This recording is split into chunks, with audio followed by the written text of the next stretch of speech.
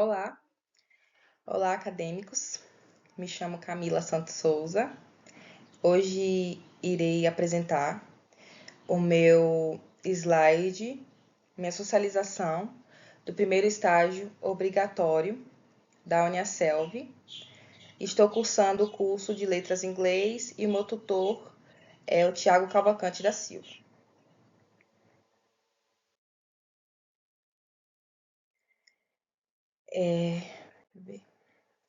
A justificativa. A área de concentração escolhida foi o ensino da língua inglesa.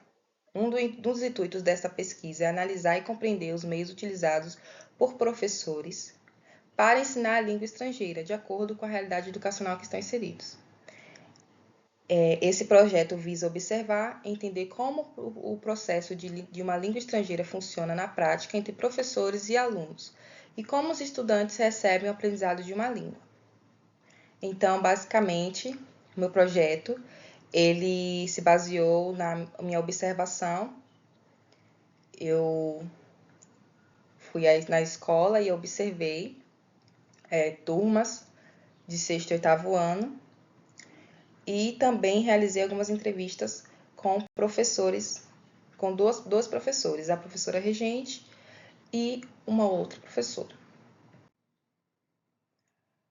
O objetivo é observar e absorver o máximo do método utilizado pelo professor regente e compreender como funciona a relação entre os alunos e professores quando se trata de aprendizado de língua inglesa.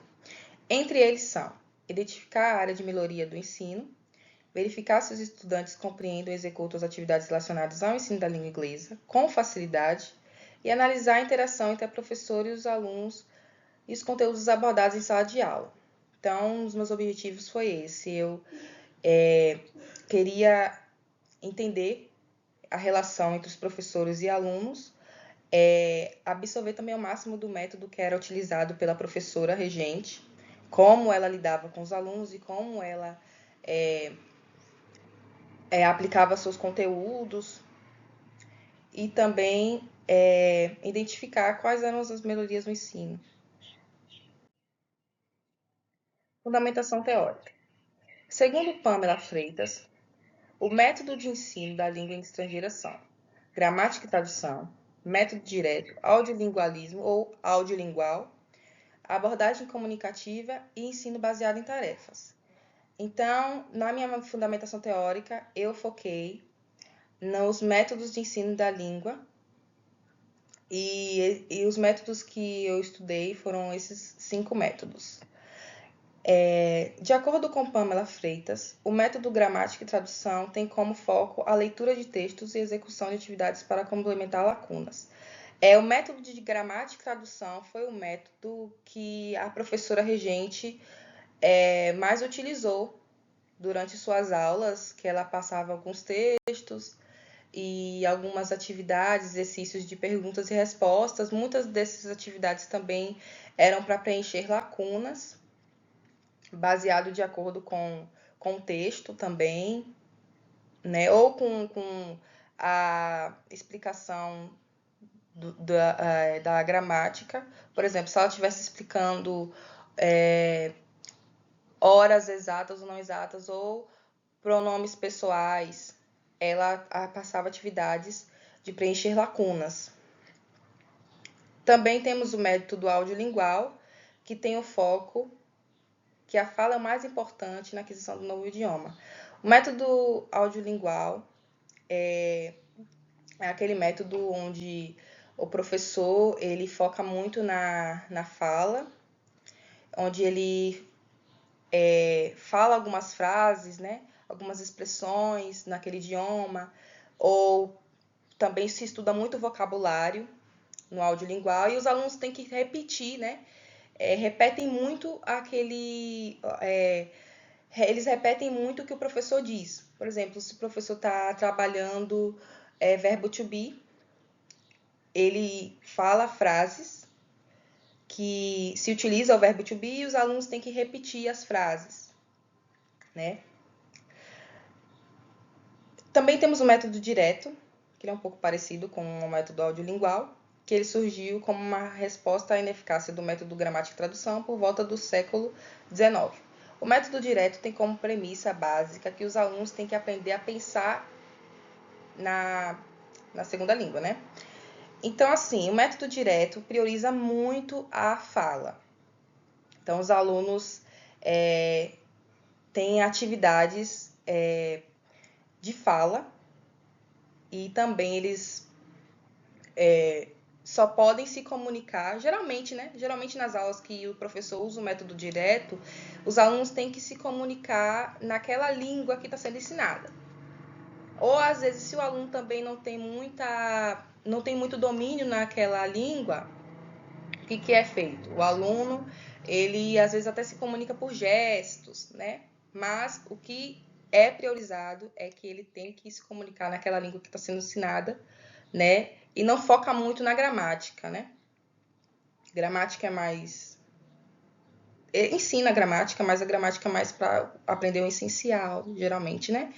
A fala é o mais importante. O aluno tem que aprender a falar e pensar naquele idioma. O ensino baseado em tarefas é diferente de tarefas em exercício. As atividades são mais voltadas para a interação entre alunos e professores, como contar experiências ou um filme que assistiu. Isso. O ensino baseado em tarefas, né? O aluno ele tem que se comunicar, né? Interagir muito entre os colegas, entre os professores e naquela língua que está sendo ensinada, obviamente, e como contando experiências, ou um filme que assistiu, uma música que gosta, né? Atividades mais voltadas com materiais mais autênticos, né? Para aproximar o aluno daquela língua e fazer com que ele aprenda o idioma de uma forma diferente, né? O método comunicativo ou abordagem comunicativa, como eu escolhi a falar aqui, é um método para o ensino de línguas. E o seu foco é a interação, também parecido com o ensino baseado em tarefas. A interação entre o aluno e o professor, a interação entre os alunos e, finalmente, a interação autônoma entre o aluno e o ambiente e as pessoas relacionadas ao ambiente de fala e da língua aprendida, ou seja, a língua-alvo. Então, assim, o aluno, na abordagem comunicativa, ele vai aprender a interagir, né, com o professor, com seus colegas, naquela língua que está sendo ensinada, para que ele se prepare para uma situação mais real, uma situação fora da escola, para que ele possa utilizar esse aprendizado. Metodologia. O estágio foi realizado na Escola Municipal Marizélia de Jesus Rocha Leal, localizada no município de Santo Estevão, Bahia, no turno vespertino. As atividades realizadas durante esse período foram as observações e entrevistas com 2 professoras e a professora regente e uma outra professora de uma outra disciplina similar. Durante o estágio foram realizadas observações em 4 turmas, do 6º ano e 3 do 8º ano. Observação. Aqui são alguns dados da observação da escola e também das aulas. A Escola Marizélia, que é localizada no município de Santo Estevão, Bahia, funciona no turno matutino das 7 até meio-dia, no vespertino das 1h até às 6, noturno das 7 até às 9. No caso noturno, são aulas do EJA. Cada turma tem uma média de entre 33 a 37 alunos por turma. A escola conta com uma equipe formada por 60 funcionários, incluindo intérprete. O tipo de prédio é térreo, a limpeza é realizada diariamente. Além disso, a escola conta com uma biblioteca repleta de livros, salas de aulas bem arejadas, porém nota-se algumas necessitam de pequenos reparos, né? As salas, pelo que eu observei, são salas que são arejadas, tem ventiladores, tem ar-condicionados. Agora, algumas paredes, a gente percebe que são... eu notei que eram danificadas, né? Algumas riscadas, algumas cadeiras e carteiras quebradas, né? Ou seja, precisando de alguns reparos. Em relação à acessibilidade aos alunos especiais, a escola contém com rampas nos portões, banheiros adaptados e assistente pedagógica para auxiliá-los durante a permanência no âmbito escolar. Então, a escola fornece assistente pedagógica para ajudar os alunos especiais, né? Os alunos com necessidades especiais durante a sua permanência na escola e também para realizar as atividades, né? As turmas do sexto ano foram trabalhados assuntos de pronomes pessoais e verbo to be. Já as turmas de oitavo foram trabalhados os conteúdos, horas exatas e não exatas, e graus comparativo e superlativo. Então, a professora trabalhou esses assuntos durante o estágio, e pelo que eu observei, ela passou alguns trabalhos, né? Alguns trabalhos sobre o assunto, e em ambas das turmas, né? Em todas as turmas, tanto do sexto ano quanto do oitavo ano, ela passou trabalhos utilizando desenhos, né? Desenhos, por exemplo, quando ela estava trabalhando grau comparativo e superlativo no inglês na turma do oitavo ano, ela passava frases, né? As frases e os alunos tinham que classificar qual grau era aquela frase e em seguida, lá embaixo, eles faziam um desenho para representar. Por exemplo, this truck is bigger than mine. Ou seja, esse caminhão é maior que o meu. Aí eles tinham que responder qual era o grau, né? Determinar qual era o grau e também fazer o desenho do caminhão maior que o outro. Ou seja, eles associavam o aprendizado à imagem, né? Eles visualizavam uma imagem e eles associavam o aprendizado através do desenho. No roteiro de entrevista, eu fiz 10 perguntas para ambas das professoras. E uma das perguntas que eu fiz para a pró-regente, né, para a professora regente, eu perguntei qual era a formação acadêmica, especializações dela. Ela disse que era licenciatura em letras, português e inglês e pós-graduada em metodologia do ensino da língua inglesa. Perguntei também qual o seu melhor método para desenvolver as aulas de inglês e a mesma respondeu que ela gosta de lecionar as aulas de língua inglesa inserindo desenhos para que os alunos possam relacionar as palavras com seu significado. Então, ela acredita que essa maneira de trabalhar em sala de aula a língua inglesa utilizando desenhos é mais fácil, né, para os alunos, né? Facilita na hora de aprender, porque eles vão visualizar o desenho e associar as palavras com seu significado. E qual é a principal dificuldade que um docente enfrenta no dia a dia e como você supera? Ela me respondeu que é a falta de motivação dos alunos, resistência contra a disciplina da língua inglesa, é a maior dificuldade que ela encontra nessa área. E são alguns fatos sobre a minha vivência de estágio. Eu vou estar relatando aqui para vocês. O estágio em observatório contribuiu positivamente na minha trajetória como estudante de licenciatura, pois proporcionou-me a experiência de conhecer e compreender como é ser um professor e o seu dia a dia com os alunos.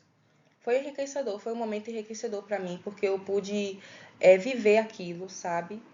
Eu estava observando como a professora dava suas aulas, como os alunos reagiam ao conteúdo, né? Como eles recebiam o aprendizado. Então foi um momento muito de um grande aprendizado para mim.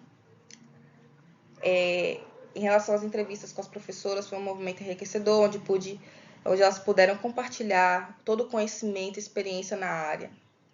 Pude observar uma professora experiente atuando em sala de aula e com isso me permitindo aprender diferentes formas de ensino, né? É isso, eu aprendi muito só olhando assim o jeito que ela dava aula, o jeito que ela explicava. Tudo só observando eu pude absorver muita coisa. Eu creio que vai me servir muito quando for o momento de eu lecionar, né? Quando for o momento de eu entrar numa sala de aula, será muito importante para mim. Lembrarei, né, de tudo que eu vivi no estágio e utilizarei muitas das dicas que ela me passou, inclusive tudo o que eu assisti lá com ela foi maravilhoso. Acrescentou muito na minha trajetória como estudante de letras. Aqui estão as referências, né? Freitas, as referências de todos os autores da minha fundamentação teórica. E é isso. Eu fico por aqui. Essa foi a minha apresentação. Essa foi um pouco da minha experiência do primeiro estágio de observação. Obrigada.